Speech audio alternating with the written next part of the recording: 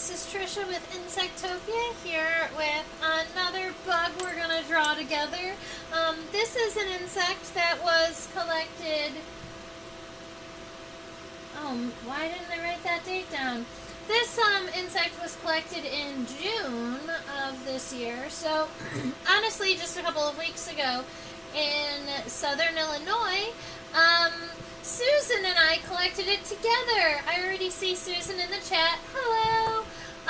Susan says that she's ready for some beetly goodness. This one is not metallic, so hopefully you'll get a little bit more relaxed ability to draw this fella here. Now, this beetle we lovingly named Pee-Pee Longtarsi because it has these ridiculous long tarsal segments, right? So you still have, oh, Susan's got our date for us, June 5th. Let me write that down on my label. I was gonna look it up on my picture. I appreciate you. Alright, this specimen was collected June 5th of 2024 in southern Illinois. Now, Pee-Pee Longtarsi is a type of rose chafer. Now, there are two species of rose chafers that it could be.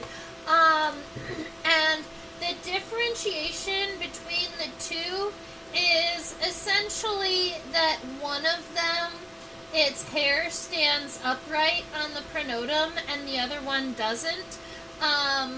But because I collected this one into alcohol, the hairs are laying down, but I don't know if I want to lean into that, because if the hairs were standing up, they would have fallen down.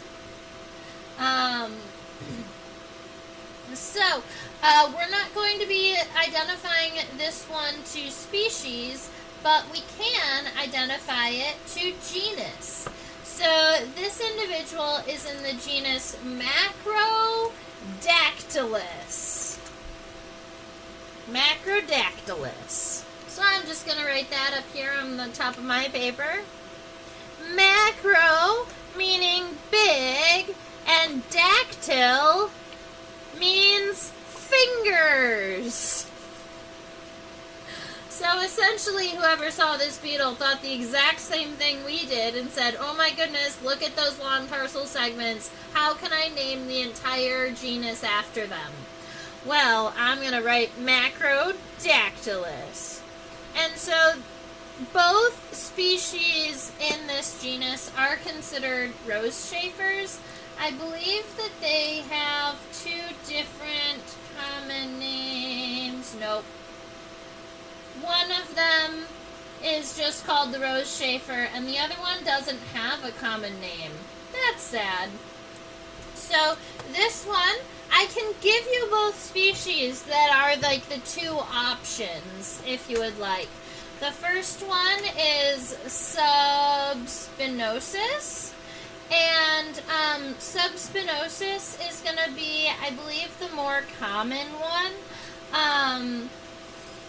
And is the one that actually gets the common name rose chafer. Now, there is also Macrodactylus angustatus, and they look pretty much exactly the same. Now, right? So, I was having a difficult time identifying them, and so we're just going to leave it at species. But that's okay. We've got it all the way down to genus. Pretty happy with that. Now, we also can see that the entire specimen can be seen under a microscope. So I can get you a true measurement from, ooh, what did I just do? Whoa. Never done that before. Cool.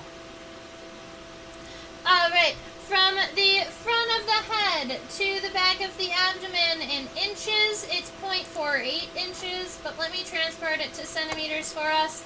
Oh, look at that. 1.23. 123 centimeters. 1.23 centimeters long from the front of the head to the back of the abdomen. And you know, just for funsies' sake, I'm kind of curious how long these hind tarsi are. So I'm going to measure them from the end of the tibia. Oh, but they curve. That's going to be a little bit tricky. I wonder if I can get my line to curve. There is a way to do it, but I don't know how. Alright, let's see.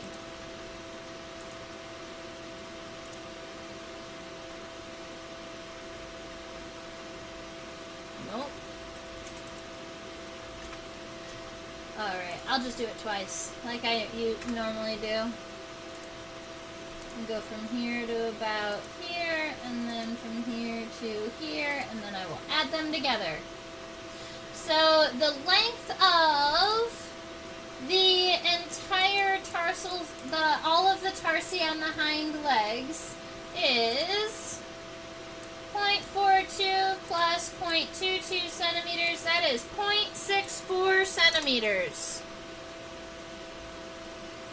So just the tarsal segments on the hind leg are half as long as the entire body.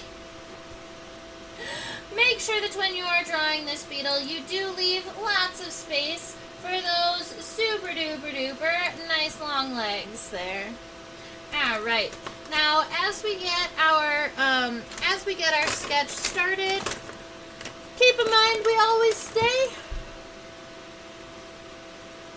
always keep our drawings nice and light to begin with, and then we're going to zoom in and darken our lines as we see fit. This specimen I thought was going to be dry by today, but admittedly its legs are still a little flexible. So I'm going to be leaving it on the board in the position that it's in, but at the end of class, if we did want to see like the bottom side of the body, or if we wanted to look at the beetle head on, I can move it at the end. I just don't want to move it while its legs are in a good position. And then, and so we'll move it later, and then I'll fix it after class.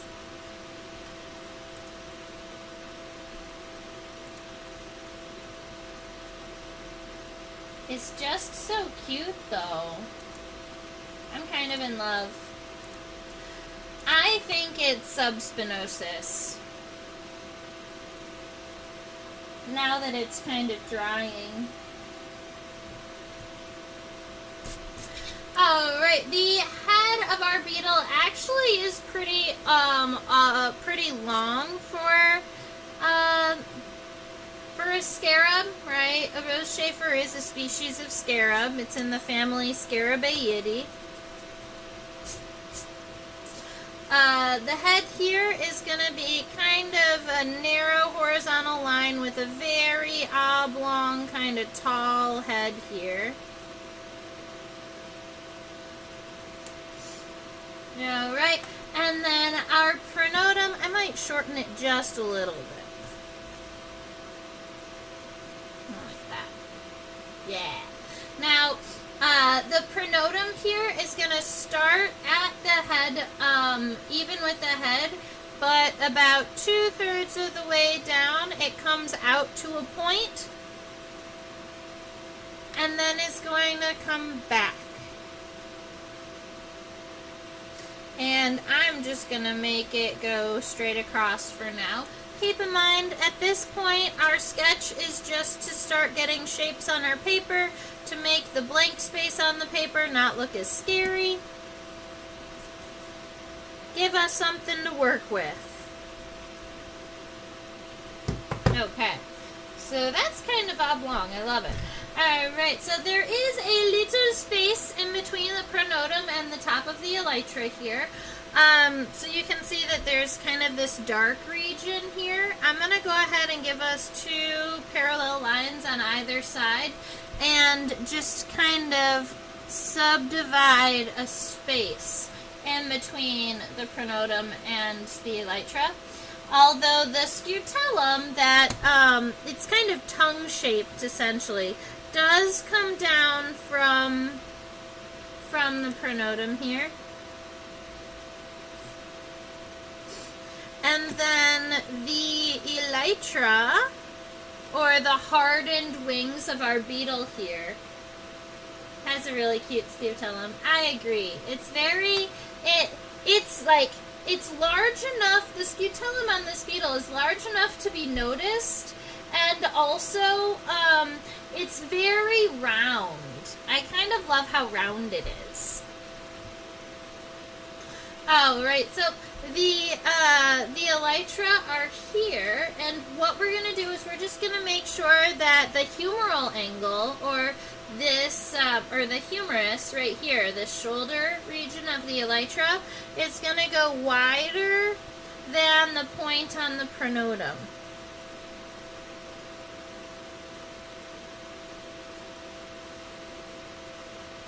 Alright, so we've got about that taken care of. Now, I like to give myself some ratios every now and again. So what I'm going to do is I'm just going to give myself a measurement. Yeah, that's what I expected. So the head and the pronotum, when you combine these, that's 0.41 centimeters. And then when you measure just the elytra, it is 0.79.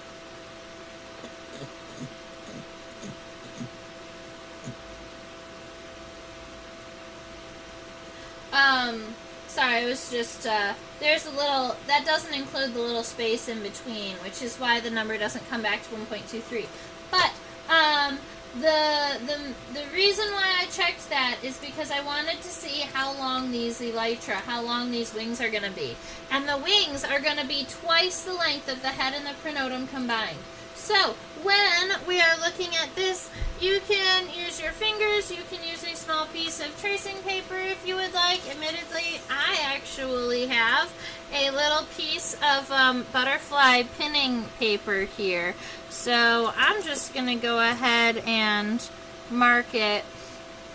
And then the elytra are 2 times the length of the head and the pronotum combined.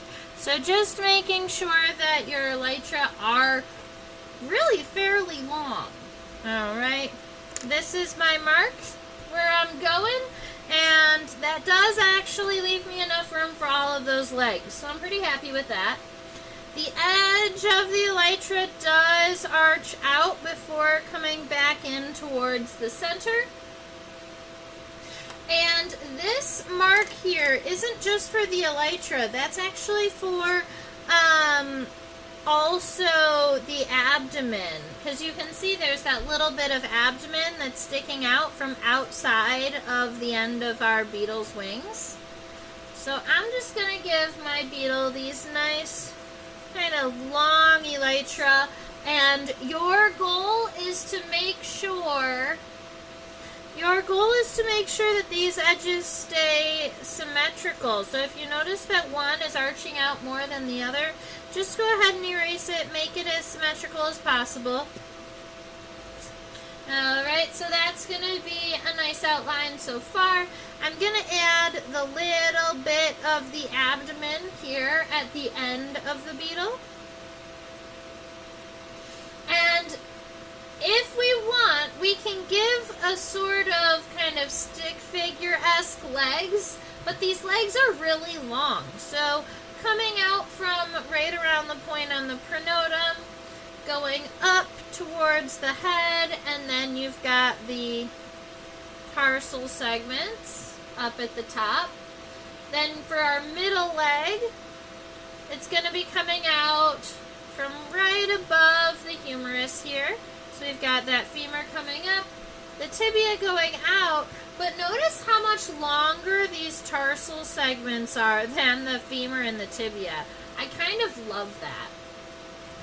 Alright, and then we have the hind leg. The hind leg appears to be coming out of right around here. So our femur is going to be coming down. And then we've got that tibia.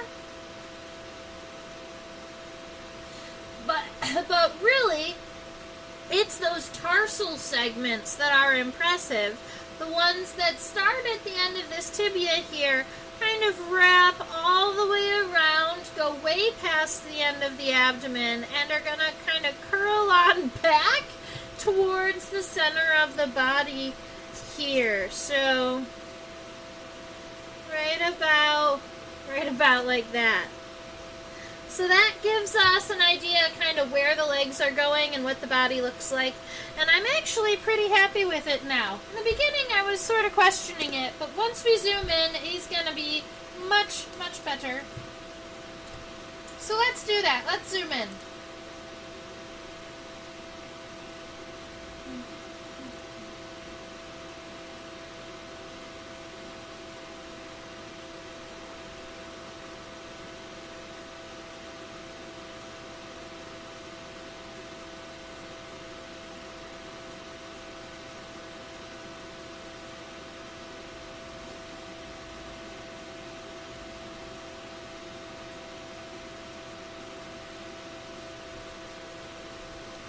Alright, the antenna on this insect is not physically visible because the antennae are tucked in right now. But this beetle does have lamellate. This beetle does have lamellate antenna, which means that it has antennae that can open and close. And in this species, there are 3 segments on that club that can open and close. So we've got 3 segments on the lamellate part. If you wanted to look up a picture of a good antenna set, I found this one on Bug Guide that you can use. I just shared it in the chat box.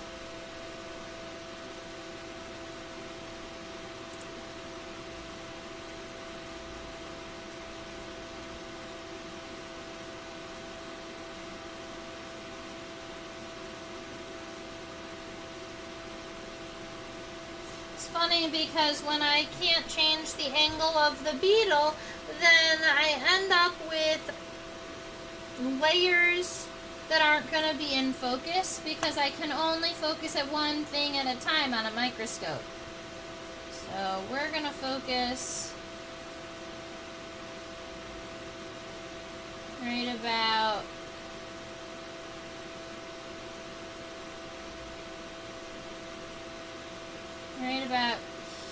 here.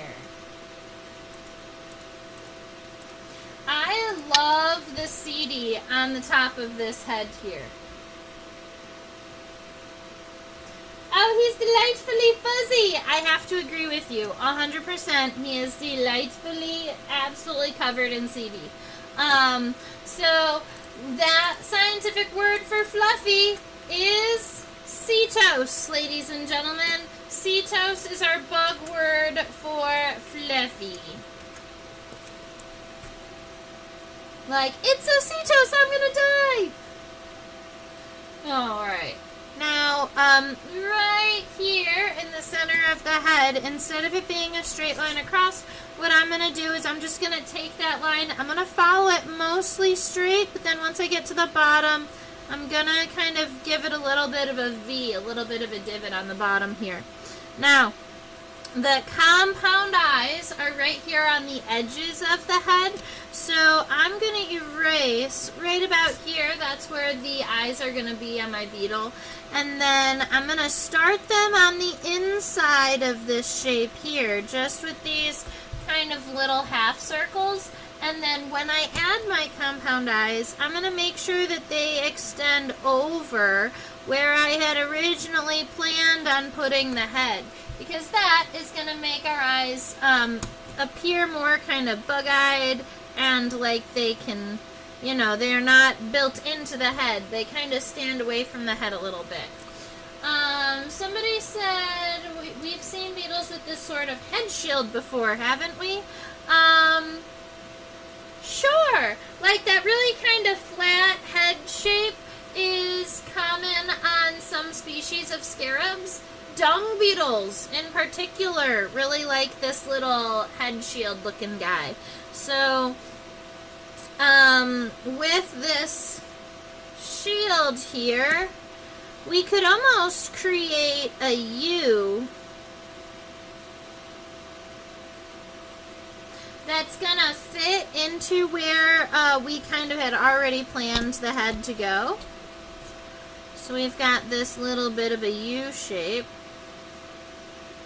And then both of the edges of the U have to come back and align with the head. And then we can finish up the top, but I do really want to kind of focus down a little bit so that we can see the shape of the front of the head. You'll notice that the angle looks stronger on the far side than on the close side, but that's just the angle at which the head is kind of cocked a little bit. So what I'm here to tell you is that the outsides are both kind of angled in towards the center, and then they plateau. Alright, so they kind of angle towards the center and plateau. Then, if you did want to add the antenna, even though we can't see the antenna here, we have a series of, I believe we're going to be looking at 10 antennal segments. 7 of them are kind of circular-ish, and then the last 3 are the ones that open and close like this. So it's going to look very similar to this. You're going to be putting them right here, kind of at the tip of this U, or right here where the top of the head meets this little shield guy. And so we're going to go 1, 2, 3, 4, 5, 6, 7 little segments here coming out. And then 1, 2, 3, these kind of 3 longer finger-like segments that are going to open and close and let our beetle kind of sense the world around it. It also has things like palps up here at the front that it might walk around without, even though our individual unfortunately kind of tucked its palps in.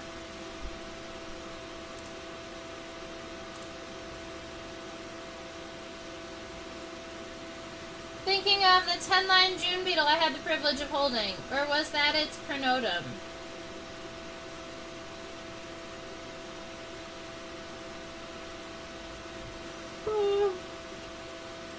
The 10-line June beetle has the same sort of antenna, it has lamellate antenna, and it also has an incredibly fluffy and incredibly setose ventral side.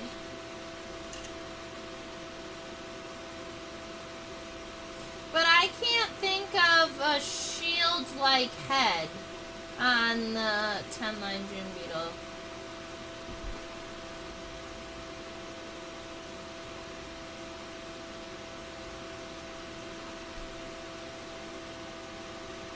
I mean, look at how fluffy it is.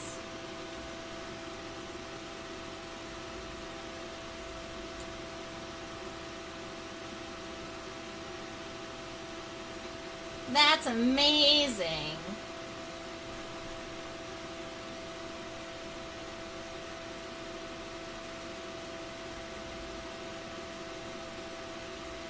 Alright, so if we focus right about here, we are able to see those points on the edge of the pronotum, and we can see the overall shape of the top of the pronotum here too. Because I'd like you to notice that it is very much round up here on the top rather than straight across. So right here, instead of just kind of making it match, I'm going to take from each edge where we expected it to be and kind of make a hill here. Now this is going to look really funky because now we've got the pronotum and it looks very separate from the head. So what we're going to end up doing is coming back in here and kind of darkening, shading that space inside, because there is something happening in there, but it's mostly integument, or that really soft connective tissue in between the sclerites, right?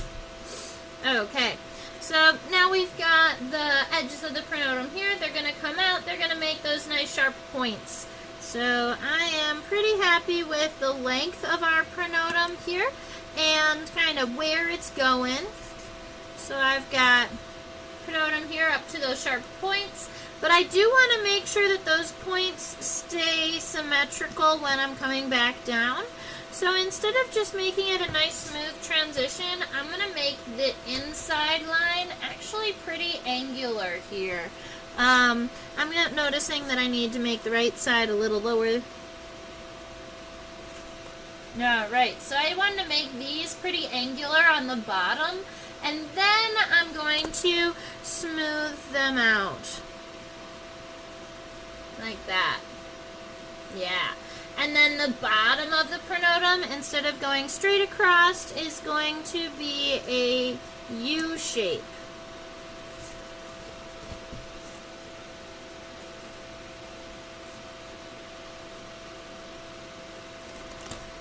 And at this point now, there's a part of me that really wants to make them less.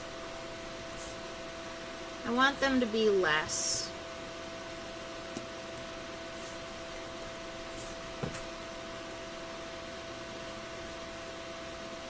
That's better. Yeah, I like that better. Alright, so we've got that pronotum all figured out. Now, let's move on back. Oh, I forgot to write pronotum here. Just in case any of you are taking notes on how to spell things.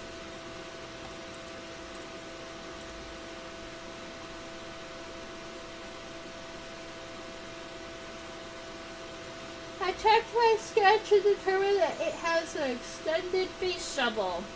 Cool. I'm going to have to go back and look at the 10-line June beetle, because I don't remember that fact about him, but I 100% believe you.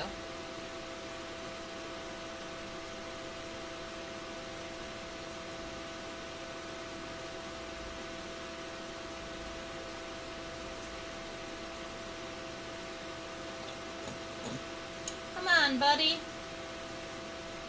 Get in focus. There we are. So now what I'm trying to get a good focus on is the scutellum. Oh, look at how cute it is. This beetle has a good scutellum. The scutellum is right here. It's this piece that exists in between the elytra, and on this buddy, that's wild. I'm going to turn this camera on so I don't mess up our view, and I'm going to zoom in like this.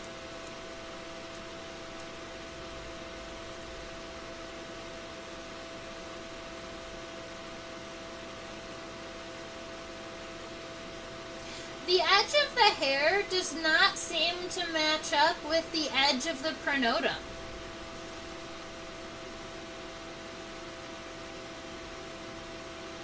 That's weird.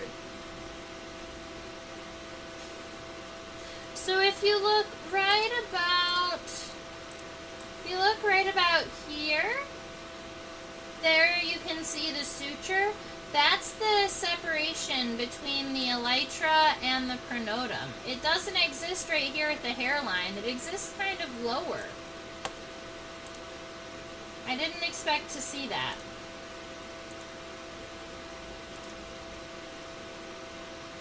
Cool.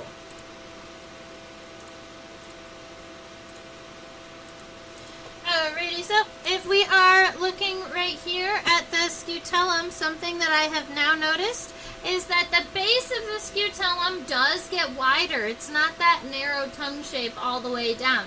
So make sure that when we are adding the scutellum, whoa, my beetle's not center. My beetle got off centered somehow. We're fixing that. Okay.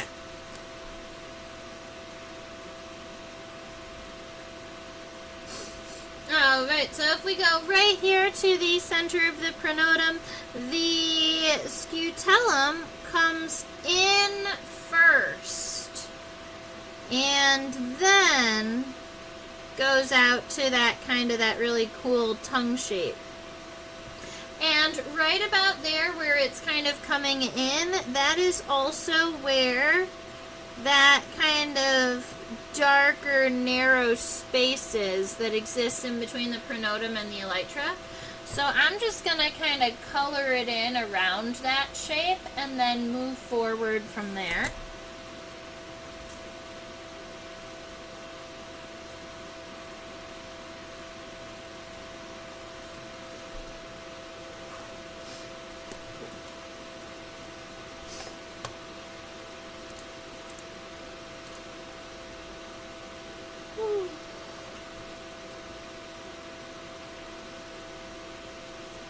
Even the elytra are fluffy.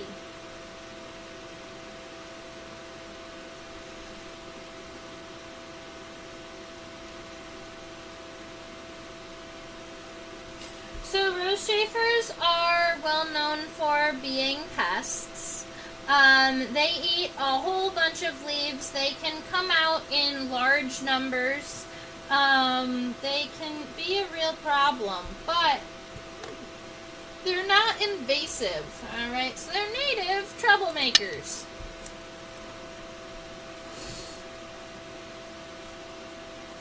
Alright, we have some not sharp-pointed humeral angles, but these are pretty angular, right? Up here at the corner.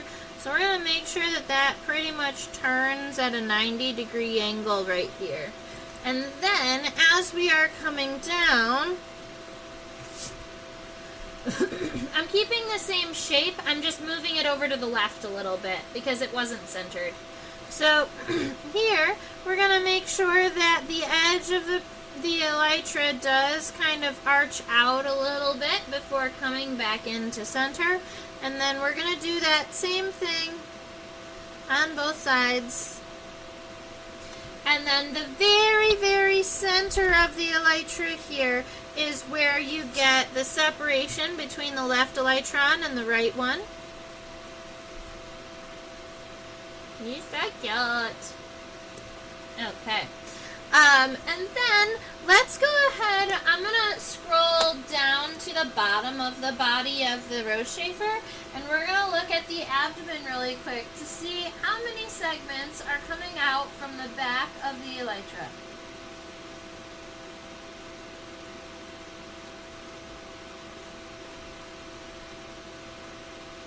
This is a butterfly spreading board, and I zoomed in too far and we saw some butterfly scales in the styrofoam. So if you saw that little bits of like what looked like black pepper in the styrofoam, that was actually butterfly scales. Come on, focus, focus, focus. Maybe it's too bright. I'm going to darken it up a little bit. That's better. Appears to be 2 segments after the elytra here. So when we are sketching this last little bit, I just want to make sure that we have both of them in our sketch, so we know about how long it is. The first one, it looks like it is pretty narrowly outside of the elytra, and it's going to end kind of flat. And then that second one is more rotund, it's more round, and it does meet, not at a perfect point at the end, but it does kind of meet narrowly, so the abdomen kind of dwindles at the end.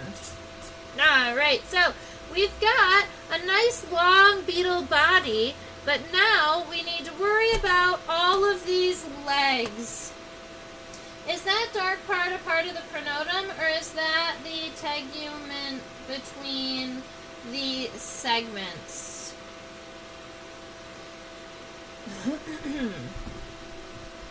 Here. Let me look.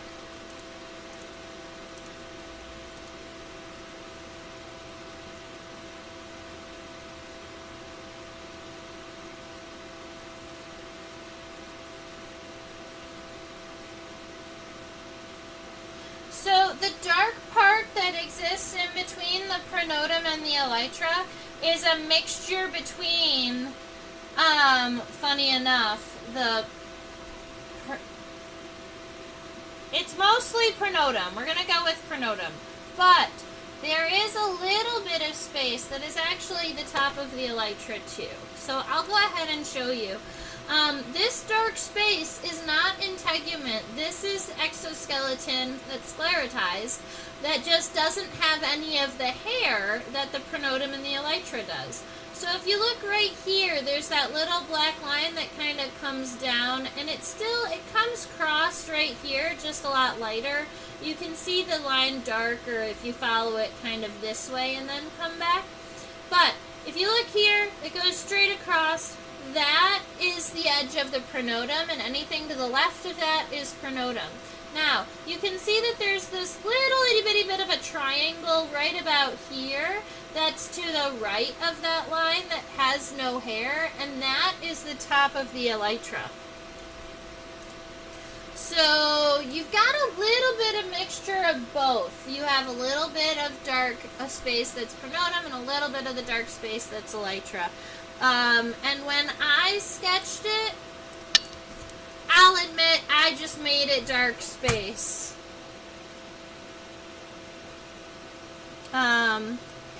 But it might have been better. I think that it's fine this way. Perfect. Alright, let's do some legs.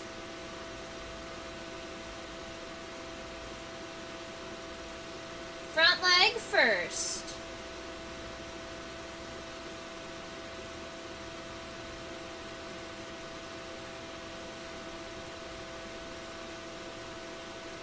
Just so freaking cool.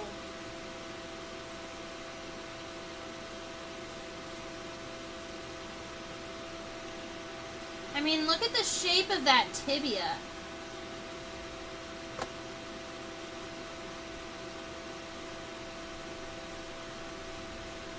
Alright, I think we're going to have to do two different focuses for the front leg. One for the femur and the tibia, and the other one for the tarsal segments. Let me go ahead and write these words for us. These are our leg words. Femur, tibia, and tarsi. Oh, and Susan, I'm going to write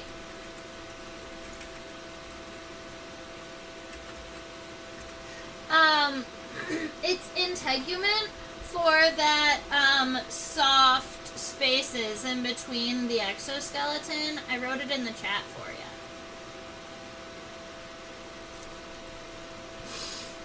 Okay. So we've got this femur here. The femur is not incredibly wide. It does come out right about here at the point. Oh, right. The bottom side of the femur does look nice and straight right about, we're going to go right about here.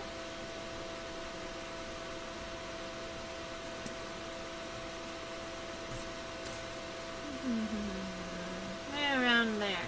Alright, so the femur does come out pretty nice and straight on the bottom, but then on the top there is this one little divot here. And then for the tibia, this femur needs to be about half as wide. I just made the femur as wide as the head, and it's only about half the width of the head. I just want to make the legs really big because I know that the legs are going to be really long, but that, we've got to stay true to the buggy friend. So we've got that nice little femur coming out here. Now, the tibia is a fabulous shape. I just made sure that the bottom line was a little bit longer than the top one so that it'll be easier to turn the tibia in an upward direction. So I'm going to do the inside line first. And our goal is to get the tibia up to about the height of the compound eye here. So we've got this one longer arch that kind of comes out and then comes back in.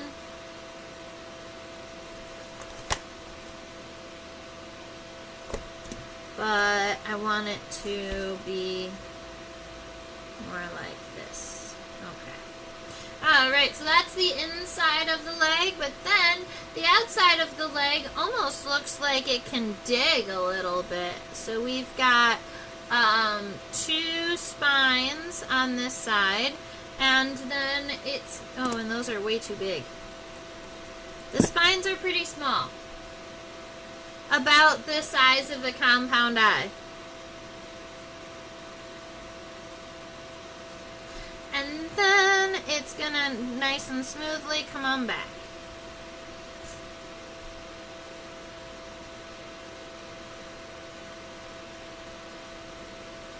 It's just so wide. I think I need to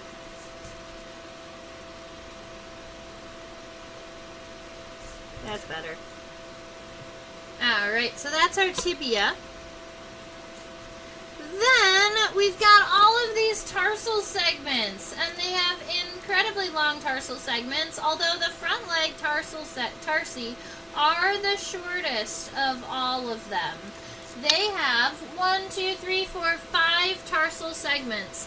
The first one is still triangular, but it has a very kind of like a narrow peg on the bottom. So what I'm going to do here is I'm going to kind of start narrow and then go out wide so that we've got that first one that's of decent length. And then 2, 3, and 4 are these still triangular segments, but they're a lot more flat here. 2, 3, and 4. And then that 5th segment is that really nice long, what I like to call a raindrop segment, where it's kind of wide at the end but narrow at the base. And then, why does it have a bottle opener for a tibia? That's a fabulous question. My guess is because their immature stage is a grub that is going to be feeding on roots underground, and when they pupate, they are underground. And a lot of beetles who pupate underground need at least their front legs for digging so that they can dig out of the ground and emerge. The last segment is as long as all of the other segments combined. That is a fabulous, yeah, totally. That's 100% a great thing to notice. So if you look, the actual segment is approximately equivalent to segments 2, 3, and 4, and then when you add the claws into the mix, you get that last segment being just as long as all 4 other segments combined.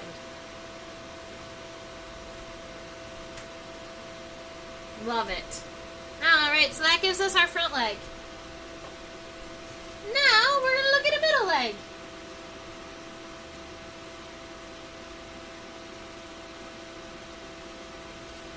Which includes Susan's favorite thing, tibial spines. But also, this beetle has tarsal spines too. That's freaking crazy. Look how long it is.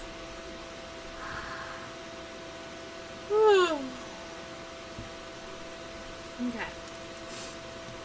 For our middle leg, that middle femur is coming up from right about here at the humerus. It is round on the top, mostly flat on the bottom. The femur's not very long outside of, it starts right about here, so you only see about half of it.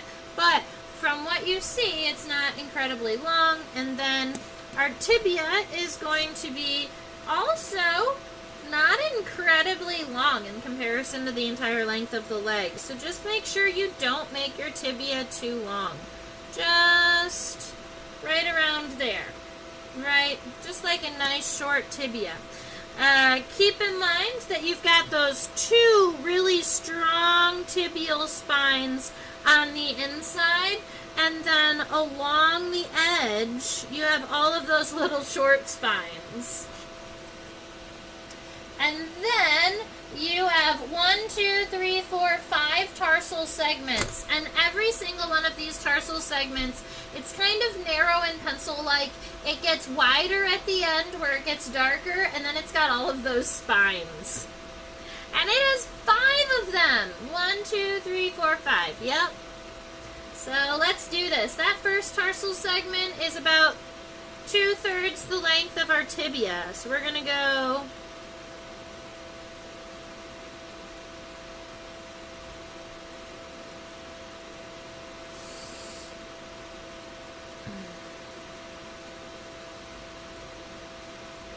So how I'm going to describe the shape of these tarsal segments is kind of like, is it an Erlenmeyer flask? One of those flasks that's wide at the base and narrow at the top.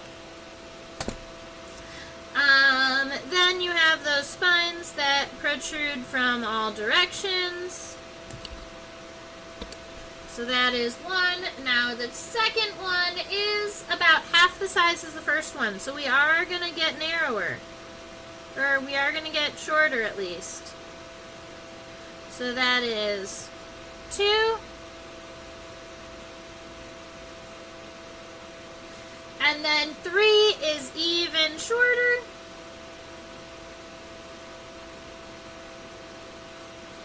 3. And 4 is pretty tiny. 4 is almost so tiny that you can't tell that it has that Erlenmeyer flask shape. Now it just mostly looks triangular down here at the bottom. Let's see. I'm going to come this way. And then we have that final segment, and the final segment looks like it is the last 3 segments combined. So if you imagine all 3 of your last ones, that is how long this final segment is going to be. We're going to call it thin and long, even though I want to call it raindrop. It's not really raindrop. It's mostly narrow, like these ones. Let's see.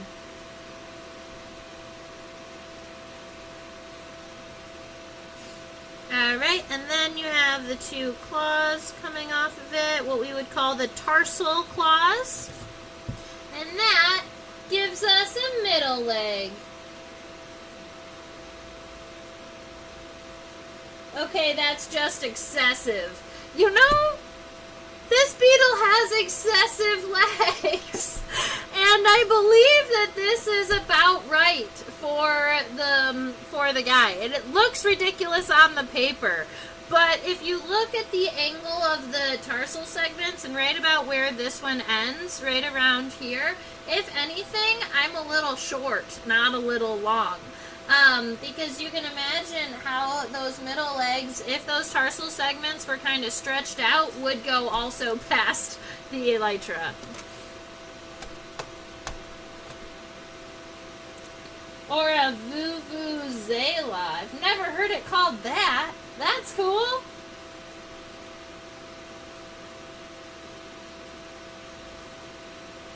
I like the left hind leg better than I like the right hind leg. Because I think it's at the angle that we are aiming for.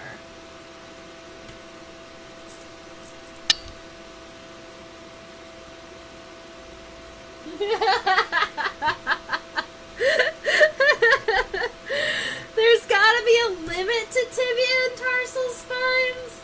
Darn it! I wonder what they're using all of these spines for, because it's not like they're actively digging all the time, or that they have these crazy predators that they need to kick away, or I can't imagine that they could use it defensively. Although I have seen these beetles kind of stack on top of one another, especially in like mating piles. Like you'll see one female and there'll be 3 boys right on top of each other. So if I was gonna throw a guess into the ether, I would say that it's probably to hold on, the legs are probably to hold on to the females and or to hold on to the stack in hopes that you'll get some.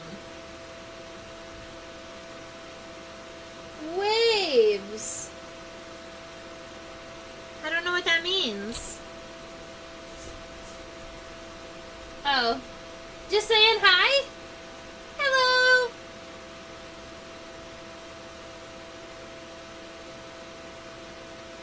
I agree. Bugs are awesome. I love having new people join us for the live stream, so welcome. If you have any questions, you can totally let us know. We are finishing up this hind leg of a rose Chafer.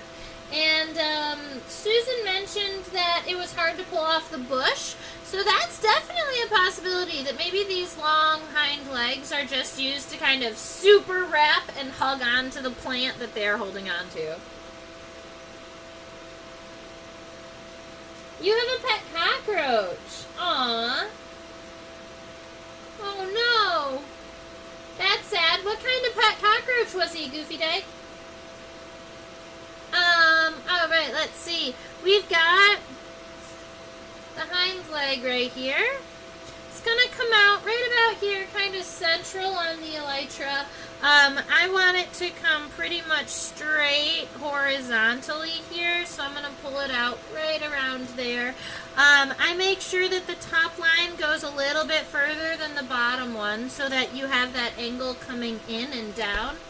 The tibia here, that next segment, look, it goes right about to the end of the elytra. So I'm just going to kind of get it down there. Make sure that it gets wider at the base, and then also make sure that you've got all of those spines. There's the two really strong ones on the inside that it still has, but then it has all of the little ones around the edge too.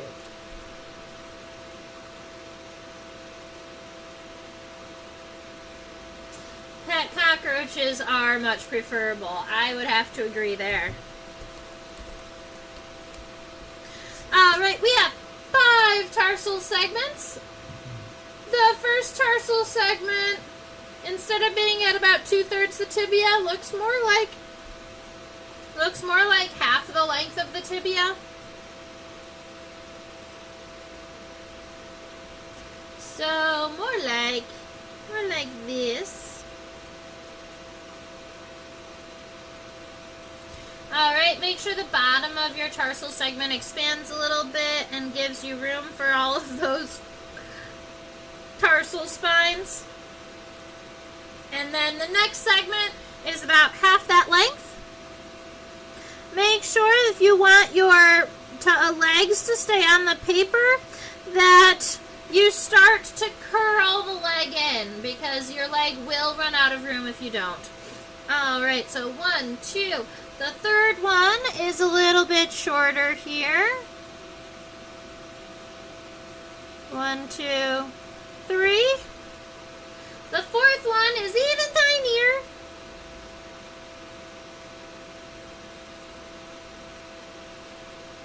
4.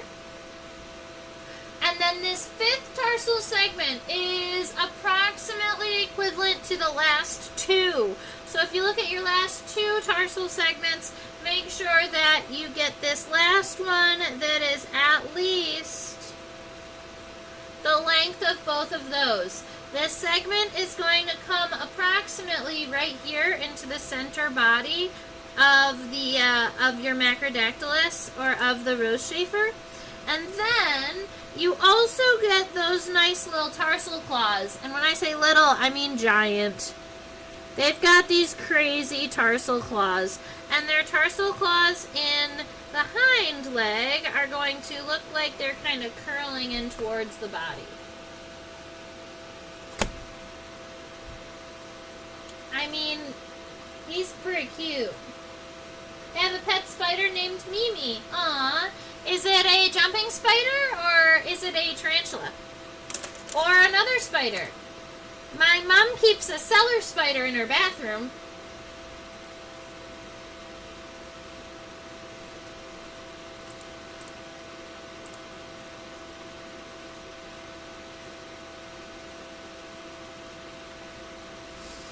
Alright, so that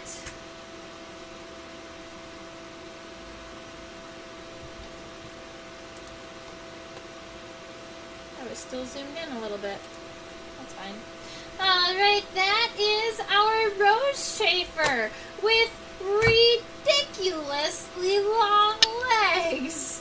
I think that it's kind of fabulous. I think that if there was anything on my beetle that I wouldn't mind changing, it would be, I think I almost made him a little bit too long, but maybe not after looking at the, he's just an oblong-shaped beetle. Like, I like when scarabs are a little bit more stout. It makes me feel like they are right. This beetle makes me feel like he's not right. Like, there's something about him, the very narrow body and the really long legs. It's a black widow. Aww. Cute. Female? I've had some black widows have egg sacs before while I was caring for them, both at home and at the insectarium I used to work for. Okay. Well, now that we've got the drawing all situated and I'm not afraid of the legs shifting and moving, I can actually take it out of the styrofoam and we can flip it over and look at the bottom. And I've not looked at the bottom of this insect yet, so it's going to be a surprise for all of us. I'm not sure what we're going to see on the head and if we're going to be able to see the antenna. That's what I would really like. I'd really like to be able to show you those lamellet antenna in person.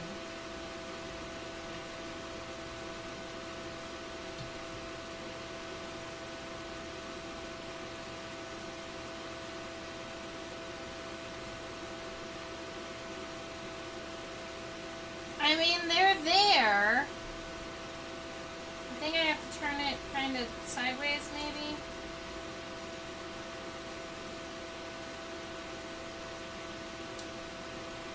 Oh, hey, buddy. That's the wrong sideways.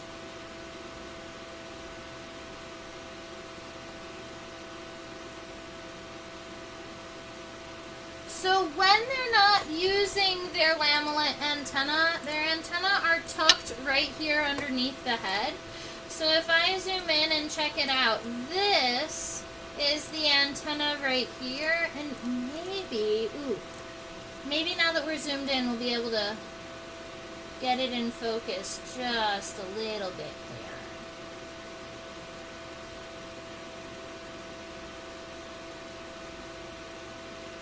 Alright, so if we look right about here, this is the base of the antenna. It comes down, and then this is 1, 2, 3, and those are the 3 parts of the antenna. Right now, they almost look like a club because they're sitting like this, but they do have a muscle system within the antenna that help them open and close, and open and close. We are also looking at mandibles.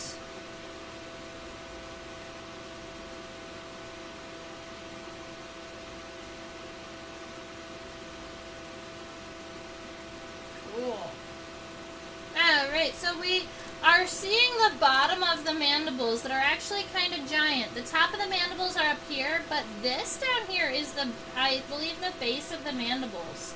So they have some pretty awesomely strong mandibles, it looks like, even though they're only feeding on, they're herbivores, they're feeding on plant material. And this little oblong piece in the center, that's the labium, or the bottom jaw, bottom lip, some people call it.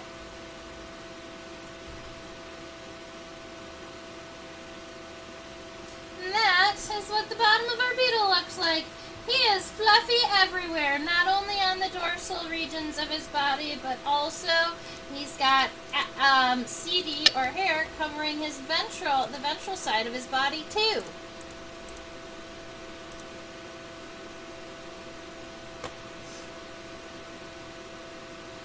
Pet caterpillar named Little Orphan Annie. Aww. So it's doing a Boy Scout salute. Yeah, like that. It has all 3 of them together. Alright. so that is our rose chafer for the day. Or how Susan nicknamed him, Pee-Pee Long Tarsi. Love that. Love that name. I can make my drawing a little bit bigger. There we go. So you can see, that's my basic line drawing of this beetle here. There are definitely a lot of textures that can be added. All of that really soft, fine hair, all of the seedy. That's all something that can be added. Oh wow, his rear femur is more curved than I expected.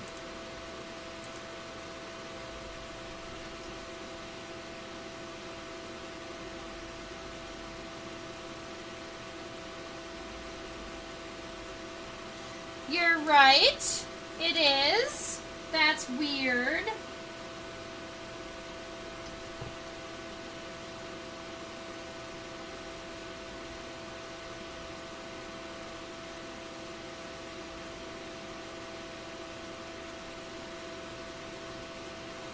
I think that might... No, I think you're right. The body has a curve, so the femur also has a curve that kind of follows the edge of the bottom of the body. That's really nifty. I didn't see that until you mentioned it. So when we're looking at the femur from the top, it looks like it's coming out primarily straight. But now that we've seen it from this angle, we know that it's connecting down kind of below, and it arches, it angles up around the body and then comes back down. Cool.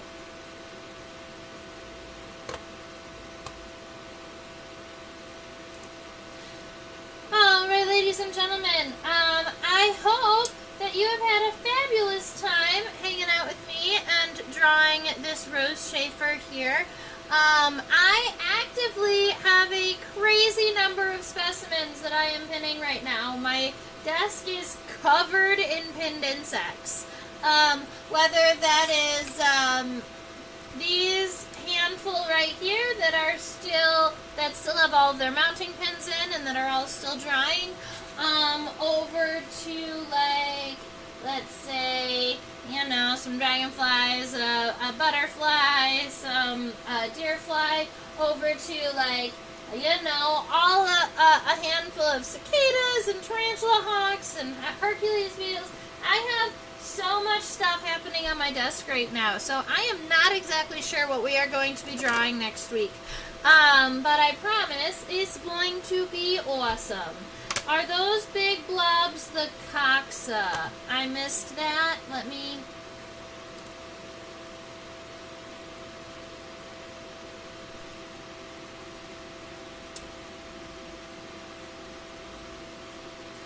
Kind of, yeah. So if you're looking at this kind of big blob here and this kind of big blob there, on the hind legs of a beetle, those are not called coxa by himself. They're called coxal plates. But yes, that is exactly what they are. It's just that it's not only the big blob, it's the whole plate right there that's considered the coxal plate. You recognize that pearly eye, and you know what? It is so beautifully iridescent on the bottom that I'm really excited to share it with everybody. Like the iridescence is so pretty.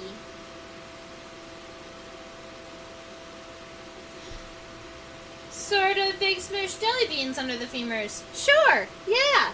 And then I want to show you guys a couple of really cool bugs. Thanks for hanging out to the end. You want to see some really cool bugs?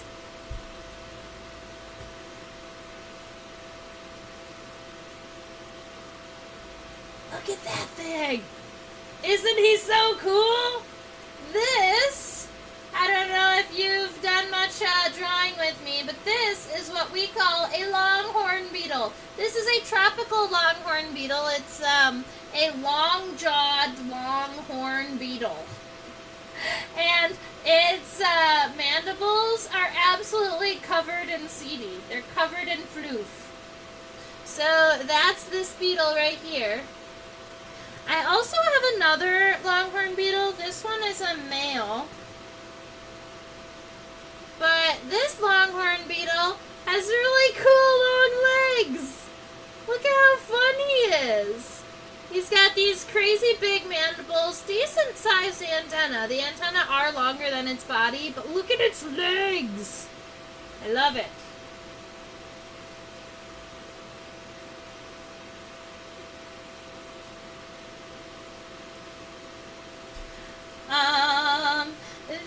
Alright, so you all know, I hope that you know or have seen at some point what a best beetle looks like here in the United States. A best beetle here in the United States is about this big, which if I, let's see, put my fingers on a ruler, I'm going to guess that it's about like 1.5 inches, 2 inches long, right? So that's about the length of our normal best beetles. Look at this massive best beetle. It's 3 inches long. How cool he is.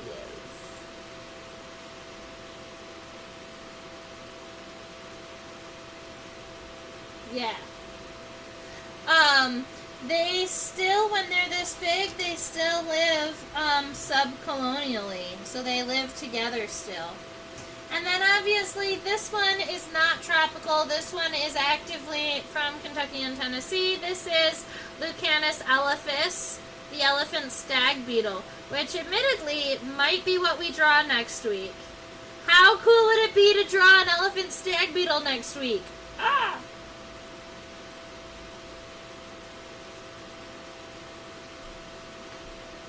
Alright, I'll show you, no, I think we're done.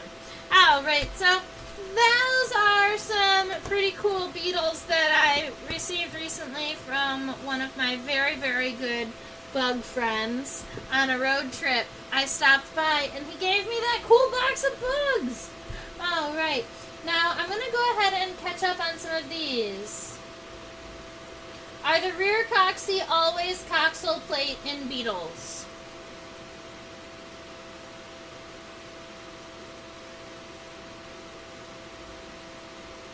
No.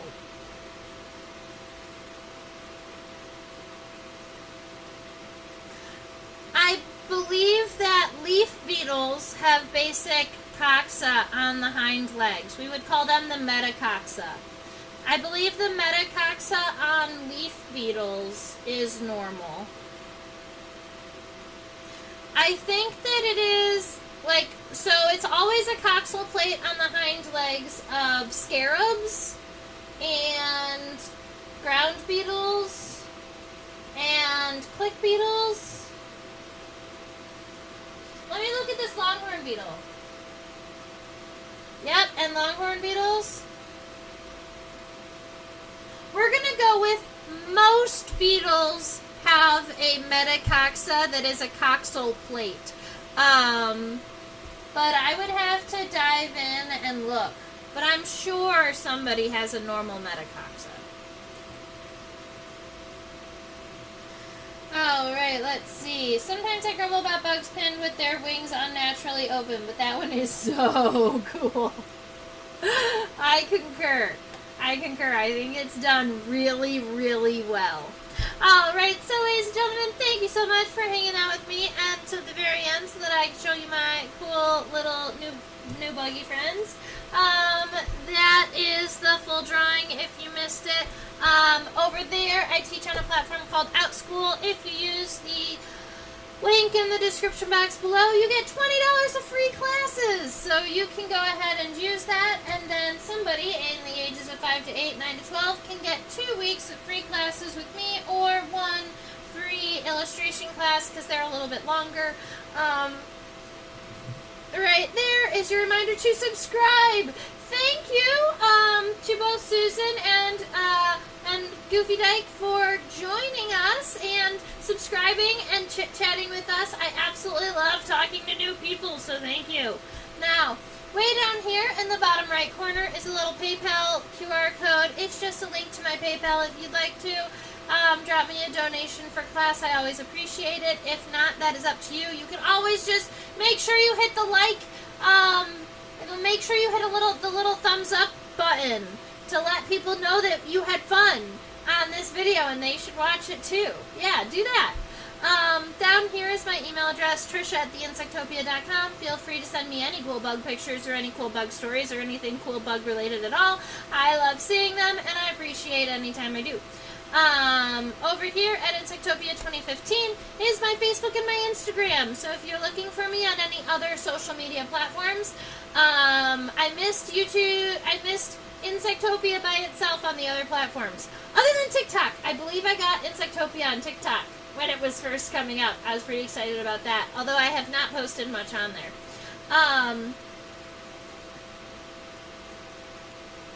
By the way, our refresher on Promeso Meta last week is helping me with geology. Oh, that's so cool! Yay! Good! I'm glad that is going to help you. And for those of you who weren't here last week, as a little bit of refresher, Pro is the front leg, Meso is the middle, and Meta is the hind one. So if you're talking about any of these body parts, you can put Pro, Meso, or Meta in front of them to refer to what leg you're looking at. Like the mesotibia, the metafemur, the protarsal segments, the protarsi. Kind of like that. Alright, I hope that you have a fabulous rest of your week. I hope that you enjoy the rest of your night. I am going to put this beetle back on the spreading board and make sure his legs don't move too much. And I look forward to seeing everybody next Thursday night. Have a fabulous one, and